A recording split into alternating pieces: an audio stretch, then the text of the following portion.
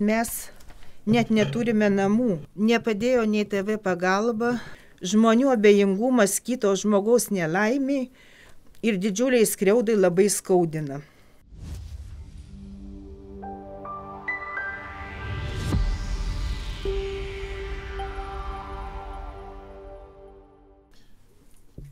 Sveiki gerbimieji TV eterio žiūrovai, vėl grįžtam į eterį ir šiandien turim vėl naują problemą, kaip ir visi puikiai žinote, rodom tai, ko nerodo kitos televizijos, kita žiniasklaida, turėsim Dailę iš Rokiškio, jinai turi informacijos netgi tokios kaip TV pagalba atvyko ir faktiškai vos neapsisuko ir išvyko ir tie, kurie labai skelbėsi, kad padeda, vis dėlto nepadėjo.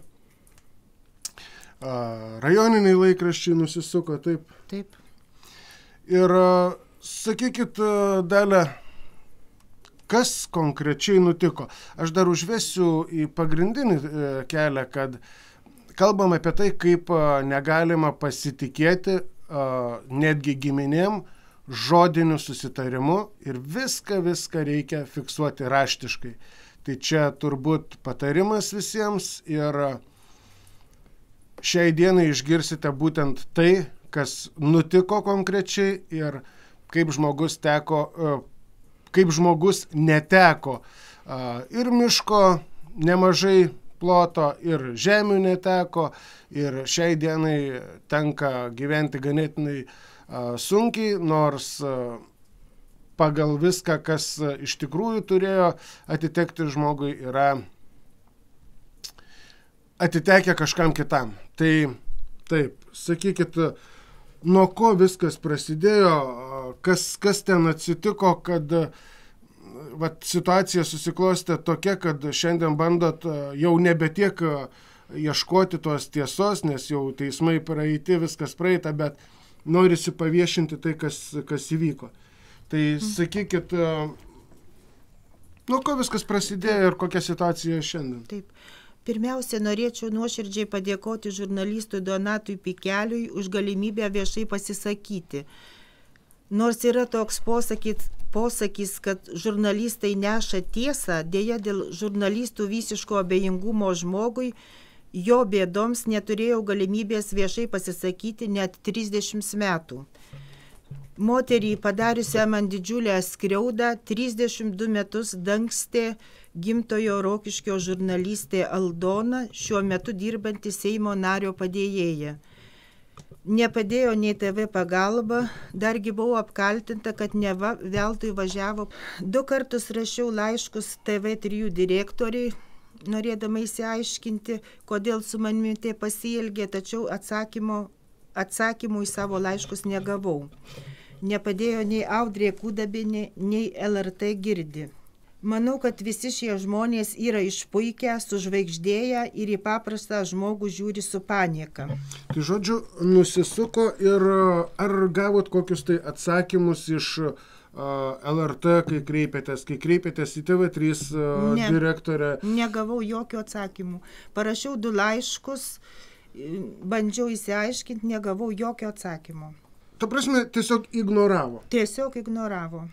Dalia tiesiog skaito, nes yra labai daug niuansų, kuriuos būtina paminėti ir yra susirašiusi, taip kad žmogui būtų paprasčiau, tai turi savo rankose visą savo istoriją, tai prašom klausykitės, o aš jeigu išgirsiu tai, kas nesuprantama man ar jum gali būti žiūrint, tai aš jūs pertrauksiu ir užduosiu jums klausimą. Toliau tada žiūrim. Mano pusseserė padarė man didžiulę skriaudą, pasiimdama 5 hektarus brandaus miško, kurį mano tėvas pirko sesers vyro vardu, nes tuo metu pagal 1940 metais galiojusį įstatymą negavo leidimo miškui pirkti, nes leidimai buvo išduodami tik turintiems nuosavos žemės, o jis neturėjo nuosavos žemės, nes senelis mirė, nespėjęs mano tėvui perrašyti žemės.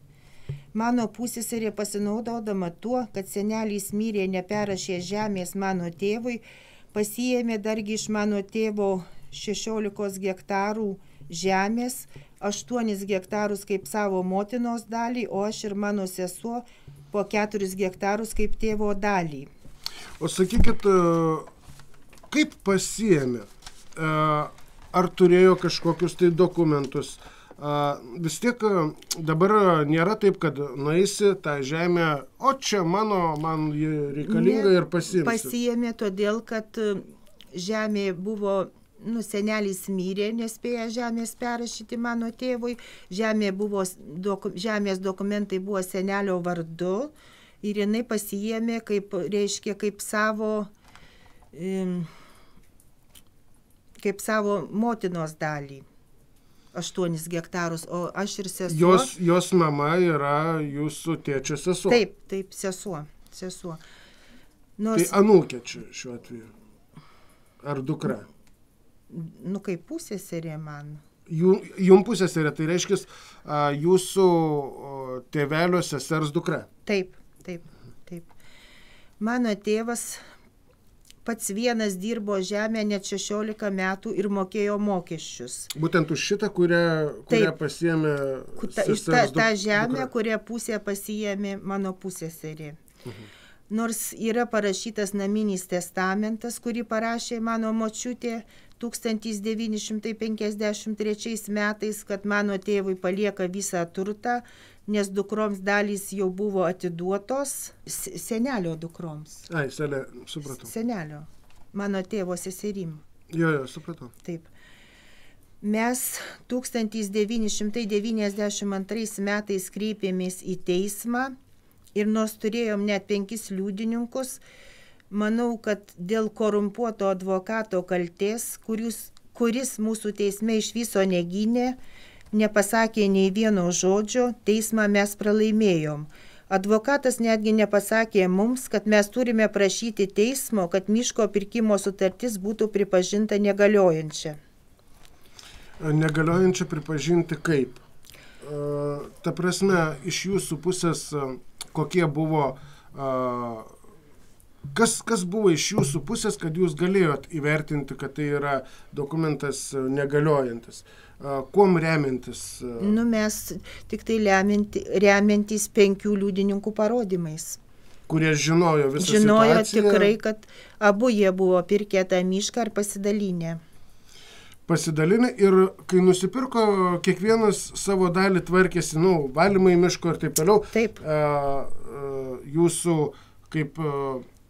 Jūsų tėtis ir jūsų tėčio sesers vyras tvarkė kiekvieną savo dalį. Taip, kiekvienas, jie pirko 10 hektarų, tada matininkas atmatavo po 5 hektarus kiekvienam, pasidalino, užsižymėjo ir kiekvienas tvarkėsi, kol...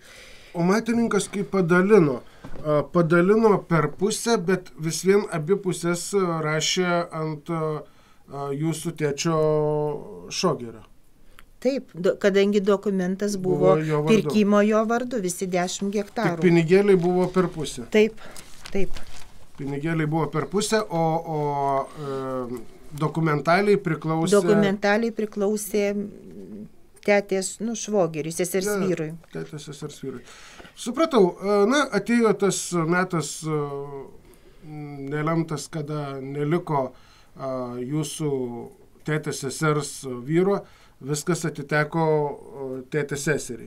Taip, atiteko. Ir tada jūs bandėt kalbėti su tėtės seserim, kad dalinkimės, vis dėlto turtas pirktas per pusę? Bandėm, mes važiavom, dar mano mama buvo gyva ir bandėm tartis geruoju, bet jinai nesutiko, pasakė, kad visą mišką, visus 10 hektarų paliks savo krikšto dukrai, sesers dukrai, mano pusseserė. Tai jie savo bendrų vaikų neturėjo? Ne, jie neturėjo savo bendrų vaikų, čia sesers dukra.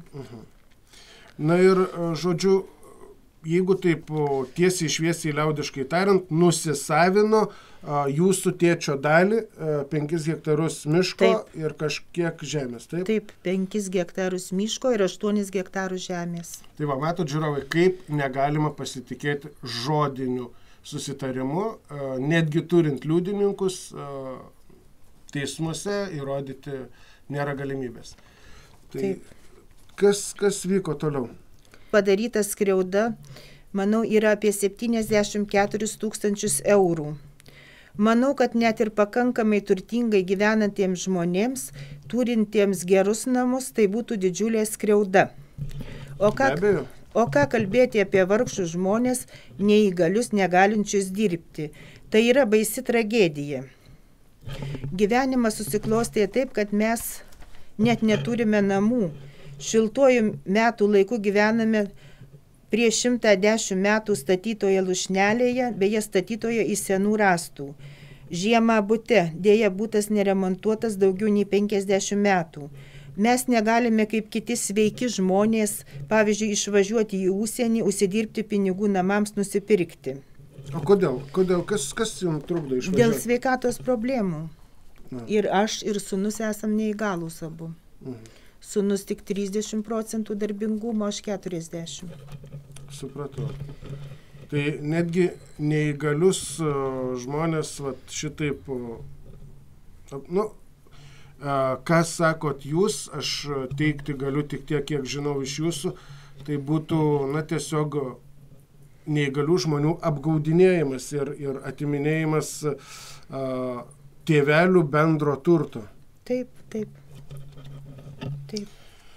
Baisu, kai žmonės taip elgiasi. Sakykit, jūs kreipėtės į teismą. Teismai, aišku, daugiau rėmėsi į dokumentus ir jūs teismus pralaimėjote. Taip.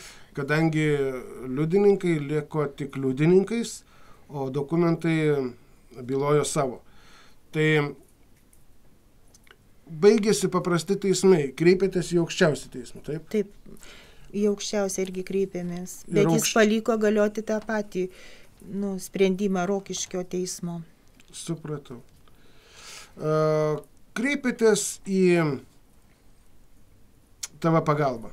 Taip, kreipiausi į TV pagalbą. Atvažiavo Žilvinas, mano pusseserės neradom namuose, tada, kai grįžom, parvežė mane atgal. Žilvinas paklausė, kieno čia žemė yra aplink tą namelį, aš pasakiau, kad mano. Aplink jūsų namelį. Aplink mano ir paklausė, kiek to žemės yra, aš pasakiau, kad 5 hektarai. Jis pasakė, kad aš čia turėčiau įdarbinti tą žemę, kaip ir gauti pajamas didelės iš žemės. Tai ar tai išnuomot, bet aš tuo metu dar laikiau gyvulius ir dar buvau neišnuomavusi. Bet tiem gyvuliam išlaikyti vis tiek reikia kažką pasėti, kažką nuimti, kad išlaikytos gyvulius. Tai ta žemė buvo naudojama būtent ūkio reikalais. Ūkio reikalais. Tai čia natūralu, taip ir turi būti. Miesto žmogui gali atrodyti kitaip. Aš kadangi ragavęs ir miesto, ir kaimo, tai aš įsivaizduoju, kokia čia situacija. Tai laikant gyvulius, žemė yra naudojama tam, kad išlaikyti gyvulius ir iš tų gyvulių kažkiek tai įmanoma, aišku, pragyventi, bet ne tiek, kiek reikėtų žmogui. Taip. Kas mėnesį. Taip. Daugiau iš tikrųjų išsileidžia pinigėlių negu kad. Taip, nes ir gyvulių, ir pieno supirkimo kainos visą laiką buvo labai žemos. Ir dabar, aišku, yra žmonės išparduoda gyvulius ir kad net ir po 100... Dabar tai ūkiai užsidaro. Ūkiai užsidaro, net ir turintys daug gyvulių, nes neįmanoma pragyventi žmonėm, esant tokiom kainom. Taip, tikrai taip. Gerai. Žilvinas pasakė pagal savo jo nuomonę būtent, kad jis siūlytų jum iš tos žemės bandyti uždirbti. Ir kas vyko toliau, koks tyrimas, nes TV pagalba, kaip mes matome, važiuoja, ieško, tyria vienur kitur, žmogaus nepalieka nelaimiai. Mane paliko visiškoj nelaimiai ir nežinioj, nieko nepasakė, išvažiuodamas tik tai pasakė, kad aš veltui važiavau pas jūs beveik per visą Lietuvą. Tik tiek. Paskui aš Bet ir nepaaiškino normaliai, kodėl veltui? Nepaaiškino, kodėl. Dėja nepaaiškino. Aš nežinau iki šiol. Įdomu, o gerai, taip pasielgia tad mūsų tokia, tarkim, žinoma, kaip TV pagalba, kaip čia visiems labai jau padedanti, na, kartais ir padeda gal, aš nieko prieš TV pagalbą, bet žiūrint į šitą atvejį, ar jūs po to kažkur tai kreipėtės, kad, jūsų žurnalistai taip pasielgė ir man net nebandė padėti realiai? Taip, kreipiausi, net 2 laiškus parašiau TV3 direktoriai, bandydama įsiaiškinti, kodėl taip buvo, kodėl taip pasielgė, deja atsakymo negavau iki šiol. Nors kreipiausi 19 vieną laišką parašiau, kitą 20 metais. Taipogi atsakymų jokių? Ne, atsakymų jokių negavau. Supratau. Toliau jūs čia daug prisirašius, tai aš čia pertraukiau, pratęskim. Gerai.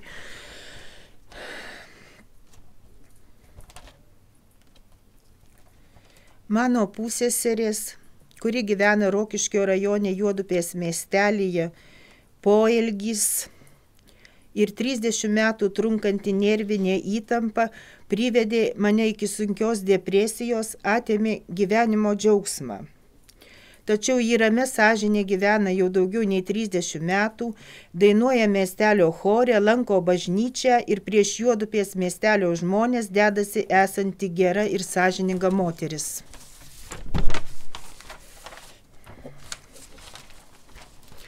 Aš šių metų vasarą ruošiausi surengti piketą su plakatais prie savo pusseserės namų, kad nors tokiu būdu tikėjausi paviešinti ir sugėdinti skriaudikę.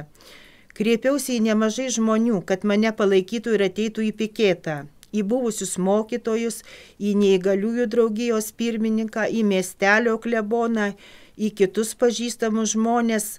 Deja, padėti ir ateiti sutiko vos 3 žmonės. Žmonių abejingumas kito žmogaus nelaimiai ir didžiuliai skriaudai labai skaudina. Be abejo, o sakykit, gerai, sutiko tik 3 žmonės, tai tie 3 žmonės tai kas? Ir tai ne juodupiečiai. Viena iš Čedasų moteris ir 2 iš viena iš Juodupės ir 1 iš Rokiškio. 3 tik tai. O jos žino, tie 3 žmonės žino visą situaciją? Tiek, kiek aš papasakojau, iš mano pasakojimų. Na, iš tikrosios tos istorijos jau čia žmonių amžinatilsį gyvųjų tarpe nebėra. Tai jau tikrai nebėra. Tie, kurie tikslią informaciją žino. Taip, nes tai 40-ieji metai, jau 84 metai praėjo ir čia, jeigu žmogus, net ir jeigu tuo metu būtų buvęs paauglys, jau dabar būtų visiškas senolys arba net ir myręs jau. Jo, supratau. Ne, be abejo, istorija yra labai sena, viskas vyko kelintais, sakėt, metais? Mišką pirko 40 metais. Tai va, tai čia net mano tėvelių dar nebuvo. Tai va. Čia labai sena istorija ir išsivyščiusi taip, kad kas turėjo rankoje popierėlį, tas ir pasiėmė ar pasigrobė, gal netgi taip galima išsireikšti, visą tai, kas buvo ant to popierėlio parašyta. Taip. Nepaisant to, kad pusė buvo pirkta ne iš to žmogaus pinigų, kuris turi tą popierėlį. Taip. Tai dar kartą nepasitikėkit, kad ir giminėm. Todėl kreipiuosi į žmonės, paviešinu savo telefoną ir prašau man paskambinti tuos žmonės, kurie taip pat arba labai panašiai yra nukentėję nuo godžių nesąžiningų giminių. Galit kreiptis ir į mus tiesiai į TV eterį, mes perduosim informaciją ir galėsim ir jūsų problemas paviešinti, jeigu tai tikrai jums svarbu ir reikalinga. Taip pat neatsisakau tos minties surengti piketą ir būčiau labai dėkinga, jei paskambintų neabejingi žmonės, kurie galėtų atvažiuoti, palaikytų mane ir padėtų surengti piketą prie mano pusseserės namų. Bet gerai, piketą. Ir kas yra norima pasiekti konkrečiai tuo piketu, kai mes šiai dienai žinom, kad, aišku, čia yra jau kitas dalykas, Lietuvos didelė dalis piketuoja ir prie Seimo ir visko būna ir niekas į tai nekreipia dėmesį. Tai jūsų piketas turėtų parodyti tai, kad jūs norit įrodyti savo tiesą ir kad sugėdinti tą žmogų, kuris jūs apgavo, pasak jūsų, ar kokia prasme? Taip, kad paviešinti miestelio žmonėm ir sugėdinti pusseserę, tik tai tuo tikslu. Na, kas matote, žiūrite, domitės, ką rodo TV eteris ir ką kalba mūsų pašnekovai, tai turbūt jau kažkokia dalis susidarys savo nuomonę apie tai, ką jūs pasakojat. Kadangi mano pusseserė šiuo metu jau nebeturi užgrobto miško ir žemės, viską yra perrašusi savo vaikams, noriu viešai kreiptis į jos dukrą ir į jos buvusį žentą. Kreipiuosi į jos dukrą Rymą. Tavo motinos baisus godumas ir groboniškumas sugriovė mano gyvenimą, sugadino sveikatą. Jau daug kartų prašiau ir dar kartą prašau, grąžinkite man mano tėvo 5 hektarus miško. Man tas miškas 100 kartų reikalingesnis. O jūs bandėt su dukra kalbėti? Taip, bandžiau.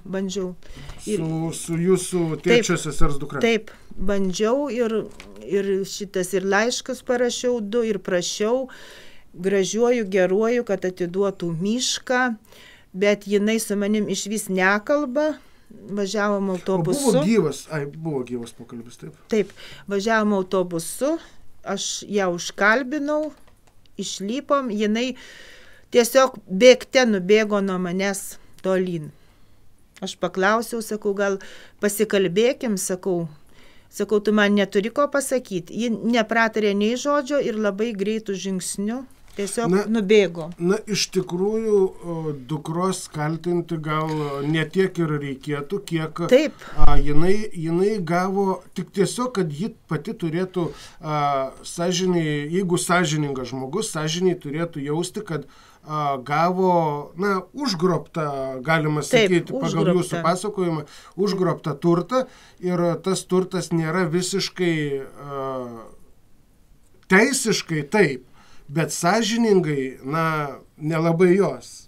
Taip. Gavo iš savo motinos. Ne savo turto dalį, tai ne savo mamos turto dalį, tarkim. Taip, kuri perrašė. Jeigu teisingai pasakęs. Taip. Taip, jinai pabėgo, nenorėjo su jumis kalbėti ir toliau. Ne. Kas? Ir dar kelis kartus bandžiau kalbinti, bet jis su manim iš vis nešneka. Tiesiog eina tolyn, vengia manęs ir, prašnekinti. Bet net nebando sakyti, kad, aš čia nieko dėta, man tiesiog padovanojo, davė, atidavė, perleido. Ne, tikrai ne. Nieko nesako iš vis, iš vis nekalba su manim iš vis. Aha, supratau. Supratau. Aš norėčiau dar tą kreipimąsi pabaigti skaityti. Taip, prašom. Kad prašau, gražinkite man mano tėvo 5 hektarus miško, man tas miškas yra 100 kartų reikalingesnis negu jums. Jūs ir taip puikiai gyvenate, turite gražius erdvius namus, esate sveiki, nejaugi niekada nepagalvojote, kaip jaustumėtės būdami mano vietoje. Susimastykite, nejaugi taip ir pragyvensite visą likusį gyvenimą, nešvarė sąžinę užvaldę svetimą turtą. Tavo motina pasielgė nežmoniškai ir nežinau, kas turėtų atsitikti, kad tau prabiltų sąžinė. Taip pat kreipiuosi į Gintautą ir jo sūnų, gyvenančius Juodupės miestelyje Raišių kaime. Daugybę kartų rašiau ir skambinau telefonu, prašydama grąžinti mano tėvo beveik 8 hektarų žemės. Tai žemė, kurią mano tėvas paveldėjo iš savo tėvo, mūsų senelio, ir kurią jis vienas pats dirbo net 16 metų ir mokėjo mokesčius. Dėja, Labai atsiprašau, pertrauksiu. Pratęsim nuo to, kad mokėjo mokesčius. Gerai, ta žemė buvo jo, mokesčius mokėjo jis kaip savininkas. Taip. Yra iš archyvo dokumentas, kad mano tėvas turėjo 16 hektarų žemės tam kaime. Ta žemė 8 hektarai buvo perrašyta dukrai. Ir kadangi dukra mirė, atiteko vyrui ir jauniausiam sūnui per pus, po 4 hektarus, mano tėvo žemė. O tas, sakykit, šiai dienai, tas miškas dar yra jų nuosavybėj, ar jis jau yra parduotas? Yra. Na, bet visus 8 kol kas valdo jie. Na, aišku, ir valdys, nes tokiem žmonėm dažniausiai sąžinė neprabyla. Taip. Arba apsimeta, kad nieko nežino, nieko negirdėjo ir remiasi tik dokumentais. Ir čia labai labai dažnas nutikimas netgi tarp svetimų dažniausiai būna, kad išsiaiškina galų gale. O giminių tarpe pasirodo, turim tokių baisių nutikimų iš tikrųjų ir ypač kai yra skriaudžiami žmonės tie, kurie neturi didelių pajamų, turi negalią ir kaip ir minėjo pašnekovė, dalia negali išvykti į užsienį, užsidirbti kaip kiti sveiki žmonės. Turi sveikatos problemų ir neįgalumą ir tokie žmonės yra, netgi tokius žmonės savi giminės apgaudinėja ir nusisavina, turėdami galimybę jų turtą. Aš sakau tai, ką girdžiu iš Dalios, pats prie šito prisilietęs labai nesu, bet iš Dalios nuoširdumo suprantu, kad tai yra tikrai ne iš piršto laužta istorija ir graudinosi moteris ir iki filmavimo kalbant. Jeigu to nebūtų, aš manau, susigraudinimo tokio natūralaus ir tikro taipogi nebūtų. Dar norėčiau pasikreipti būtent į tuos dabartinius valdytojus teisiškai savo sąžiningai, ne savo galimai miško ir žemių, tai bent dalį, bent tą 3 hektarus likutį paimkit ir padovanokit, jeigu kitaip tariant, jau jūs įvertinat kaip savo, tai tiesiog paimkit ir padovanokit, kad galėtų žmonės namus apsitvarkyti, sveikatą pasitvarkyti ir, gėda skriausti artimuosius. Netgi jeigu aš būčiau vietoj jūsų, kreipiuosi konkrečiai jūs, jeigu aš būčiau vietoj jūsų ir žinočiau, kad mano giminaičiam taip sunku, aš netgi savo paimčiau ir duočiau, ar parduočiau ir pinigėlius paduočiau. Jūs bandykit kažkaip tai išgyventi, išsisukti ir tvarkykite sveikatą ir tvarkykitės namus ir visa kita. Na, čia yra sąžinės, žmogiškumo ir viso kito reikalas, ypač nepamirškit, kad jūs vis dėlto giminės to paties kraujo ir net nežinau, kaip pasakyti ir kaip įvardinti tokius žmonės, kurie savo giminėm negali padėti, patys gyvenantis daug geriau. Tai, čia tiesiog žmogiškumo klausimas, o ką jūs dar norėtumėt pridurti laidos pabaigoje? Ar kreiptis, ar paprašyti? Manau, kad mano pusseserė paminė visus sąžiningumo, teisingumo ir žmoniškumo principus. Priminsiu, kad laidoje nebuvo norima kažko tai įrodyti, kažko tai paimti ar kažką tai apvirksti aukštinkojam, norėjosi tik tiesiog paviešinti tai, kas buvo, kokie žmonės Lietuvoje sąžiningai ar nesąžiningai gyvena ir kaip galima lengvai nudegti, neturint konkrečių dokumentų. Gražios dienos, ačiū, kad stebite, ačiū, kad prenumeruojate. Mes, kaip visada, rodome tai, ko nerodo kiti kanalai, dauguma kanalų. Šiuo atveju sužinojot, kad nerodė ir vietiniai laikraščiai, žiniasklaida taip pat nusisuko nuo žmogaus, kadangi ten irgi giminių giminės antrai pusiai, tai vėlgi, tiesiog painiava, Lietuva šalis maža ir vyksta tikrai tokioj mažoj šaly tiek daug problemų, o mes, kaip TV eteris, visada pasiruošę jums padėti. Kontaktus matote tiek TV eterio, tiek Dalios ir norėdami susisiekti, prašom, skambinkit, bendraukim ir parodykim tai, kas vyksta iš tiesų Lietuvoje. Gražaus vakaro. Ačiū Jums. Ačiū Jums.